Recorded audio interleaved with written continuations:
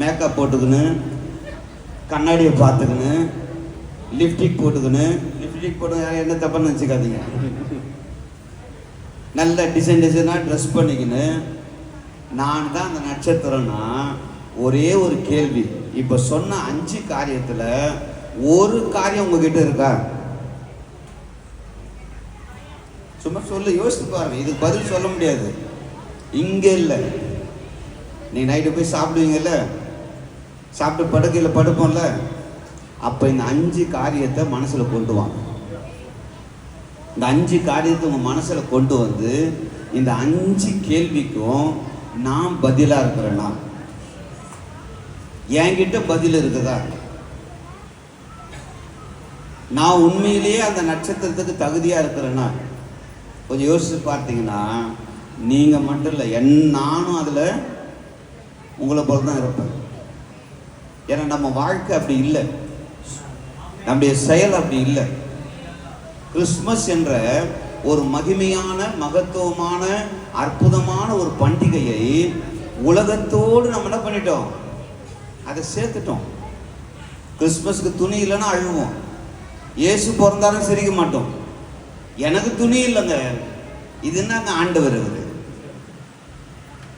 இல்லை. நான் இந்த வருஷம் எப்படியாவது நகை விலை எவ்வளோ விற்றாலும் ஒரு 1/4 சவரமாவது இந்த கிறிஸ்மஸ்க்கு வாங்கலான்னு இருந்தேன். 1 லட்சம் ஆயிடுச்சு. என்ன ஆண்டவர் இவரு, அதை கொஞ்சம் குறைக்கக்கூடாது?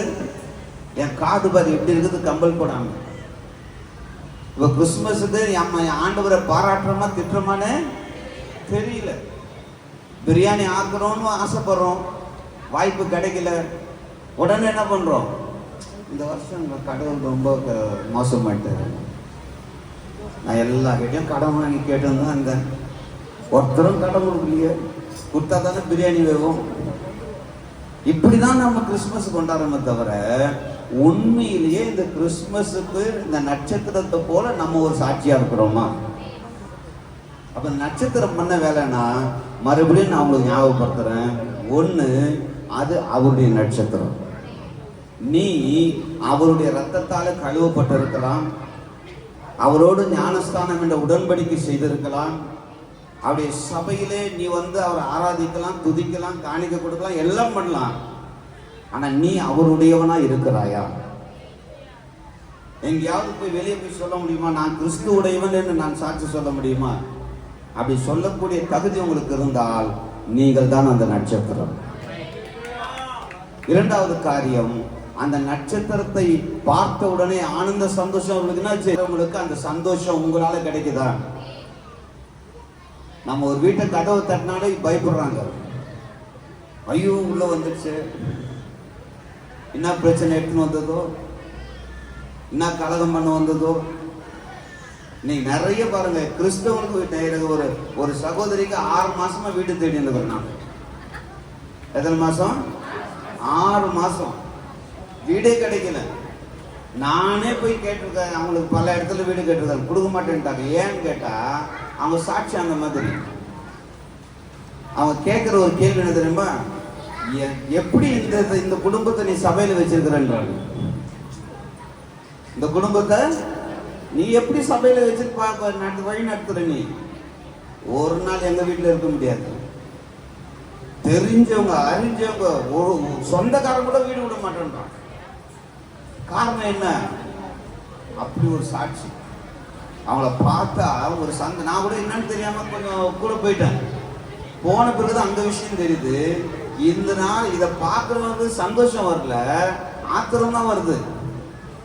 கூப்பிடுறாங்க, நீங்க இருங்க, அவங்கள வெளியே அனுப்புங்கன்றாங்க. அப்ப எந்த அளவுக்கு ஒரு வாழ்க்கை இருக்கும்னு யோசித்து பாருங்க. அப்ப நீ அந்த நட்சத்திரமா இருப்பாய் என்றால், உன்னை பார்க்கிற உன் குடும்பத்தில் இருக்கிறவங்களுக்கு முதலாவது சந்தோஷம் இருக்கும். உன்னை பார்க்கிற சபையாருக்கு உனக்கு அந்த சந்தோஷம் இருக்கும். உன் உற்றார் உறவினர்கள் உன்னை பார்க்கும்போது ஒரு ஆனந்த சந்தோஷம் வரணும். நீ எப்போ வருவேன்னு சொல்லி நான் என்ன பண்ணணும், உன்னை பார்த்து ஏங்கணும். ஐயோ இந்த வந்தாங்கப்பா, 4 வார்த்தை சொன்னாங்கப்பா, ரொம்ப ஆறுதலாக இருந்துப்பா. நீ நல்ல நல்ல ட்ராமா. எத்தனை பேர் அதை பார்த்தீங்கன்னு தெரியல, எத்தனை பேர் அதை புரிஞ்சிக்கன்னு தெரியல. ஒரு ஜெபம் ஒரு மனுஷனுடைய இருதயத்தை என்ன பண்ணுச்சு, மாத்திடுச்சு. புருஷன் கையை விட்டான், புள்ள கையை விட்டான்னு அழுதுன்னு இருந்த ஒரு இருதயம் ஒரு ஜெபத்தில் என்ன பண்ணுச்சு? சந்தோஷத்தை பெற்றுக்குச்சு. அந்த மாதிரி உன்னை பார்த்து ஒரு சந்தோஷம் மற்றவருக்கு வரும் என்றால் நீதான் அந்த சந்தோஷம், நீதான் அந்த நட்சத்திரம்.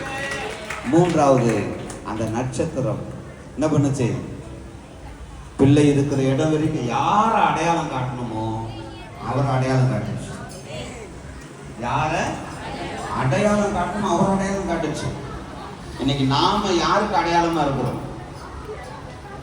என்னை பார்த்து ஒருத்தன் கிறிஸ்தவன் சொல்லி கிறிஸ்துவ பார்க்கிற மாதிரி என்னை பார்க்கிறான்னா நான் தான் அந்த நட்சத்திரம். என்ன அப்படி யாரும் பார்க்கலையே. இல்ல நம்மளை பார்க்கறவங்க அப்படி எப்படி பார்க்கறாங்க? இல்ல நம்ம யாரை அடையாளப்படுத்துறோம்? கையிலனா பைபிள் இருக்குது, பைபிளை பார்த்தவொடனே இவங்க யார்? இவங்க கிறிஸ்தவன் சொல்றாங்களே தவிர உன்னை பார்த்து சொல்றாங்களா? உன் உடைய பார்த்து, உன் நடைய பார்த்து, உன் செயலை பார்த்து, உன்னுடைய எண்ணத்தை பார்த்து உன்னை கிறிஸ்தவன் சொல்லி உன்னை அடையாளப்படுத்துறாங்களா? இல்ல உன்னை வழி நடத்துற கிறிஸ்துவ அவங்க அடையாளப்படுத்துறாங்க? இவங்களை பின்பற்றி போனா என் வாழ்க்கை நல்லா இருக்கும்னு எத்தனை பேருக்கு அடையாளமா நம்ம இருக்கிறோம்? ஏறுறதுக்கு என்னத்தை உண்டாக்குச்சு? கலக்கத்தை உண்டாக்கு. உன்னை பார்த்தா பிசாசு பயப்படணும். உன்னை பார்த்தா என்ன பண்ணோம்? ஆனா இப்ப என்ன பண்றான்? தோல் மேல கைப்படுன்னு வரான். வாக்கா சினிமாக்கா, வா என் கூட வாக்கா, நான் இட்டு போறேன். சினிமா அதை ஏன்க்கா எவ்வளவு கஷ்டப்படுறேன்? டிவி ஆன் பண்ணி பார்த்துடலாங்க. இன்னைக்கு ரிலீஸ் ஆன படத்தை இன்னைக்கே பார்க்குற விசுவாசிகளா இருக்குது. இல்ல உன்னை பார்த்தா ஏறுவதுக்கு ஒரு பயம் வரணும், உன்னை பார்த்தா பிசாசுக்கு ஒரு பயம் வரணும். இன்னைக்கு பிசாசு எங்க இருக்கிறான்னா நம்ம வீட்டில் தான் இருக்கிறான். ஒரு நாளாவது நம்ம வீட்டில் சண்டை இல்லாமல் நம்ம வாழ்ந்துருக்கிறோமா? இந்த வருஷத்தை முடிக்க போகிறோம். ஒரு நாள் நான் நிம்மதியாக சாப்பிட்டு நிம்மதியாக தூங்கினோம், என் குடும்பத்தோ என் பிள்ளைங்களோட என் புருஷனோட நான் நிம்மதியாக தூங்கணும்னு யாராவது சொல்ல முடியுமா? பிள்ளைங்களும் சொல்ல முடியாது, பெற்றவங்களும் சொல்ல முடியாது. ஏன்னா எவனை விழுங்கலாமோ என்று என்ன பண்ணுறான்? வகை தேடுறான். அவனுக்கு நம்ம இடம் கொடுக்குறோம். இதுதான் காரணம். அவனுக்கு இடம் கொடுக்குறோம். ஒரு வீட்டில் ஒரு பையன் சர்ச்சைக்கே வரல.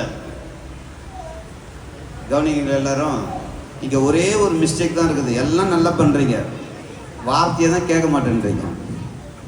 இந்த பிள்ளைங்க ரொம்ப டிஸ்டர்பன்ஸ் பண்ணிட்டு இருக்கிறாங்க.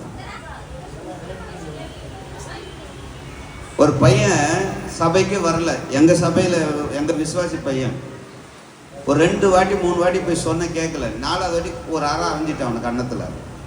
என்ன உன்னை எவ்வளோ கஷ்டத்துலேருந்து ஆண்டவனை வந்து உன் குடும்பத்தை காப்பாற்றிருக்காரு, நீ என்ன இப்படி பண்ணு ஒரு அடி ஆரம்பிச்சுட்ட. அந்த பக்கத்தில் அவங்க அம்மா இருந்தாங்க.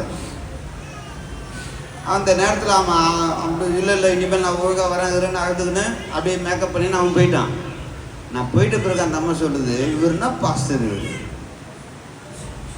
எப்படி அச்சா திரும்பி என் புள்ளிய நானே கை தொட்டதில்லை,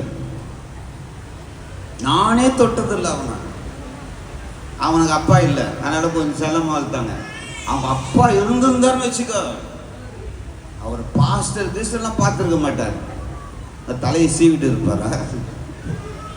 அப்போ என்ன பாருங்க, ஒரு பிள்ளை கண்டிக்குது, அந்த பிள்ளைய தட்டி கேட்கறதுக்கு அவங்களுக்கு தைரியம் இல்லை.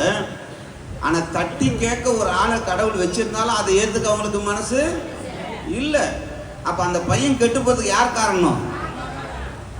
என்ன நடந்தது தெரியுங்களா? அடுத்த 3 மாதம் அவன் சபைக்கு வராமல் அந்த இருக்கிற பசங்களோடு சேர்ந்து கெட்ட பழக்கத்தில் இது பண்ணி போதை, அந்த கெஞ்சா பழக்கத்துக்கு அடிமாயி போதை அதிகமாகி நைட்டில் தண்டவாளத்தில் போய் படுத்துட்டோம். ட்ரெயின் வந்தது, ஏறிச்சு. மறுநாள் காலையில் தான் தெரியுது அவங்க 2 துண்டாக கிடக்குறான் தண்டவாளத்தில். இப்போ இந்த ஆத்மா எங்கே போயிருக்கோம்? நேராக பரலோகத்துக்கு போயிட்டுருக்கோம். எண்ணெய் கிண்ணெல்லாம் ரெடியாக வச்சுன்னுக்குது, அது போயிடுச்சு.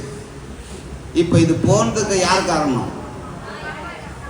பெத்தவங்க தான் காரணமாக இருக்கும். பிசாசுக்கு இடம் கொடுக்குறாங்க. பிசாசு அவங்களை என்ன பண்ணிட்டான்? வஞ்சித்தான். இப்போ என்ன பார்த்தா ஏறுவது பயப்படணும். நம்ம என்ன பண்ணுறோம்? ஏறுவது கூட தான்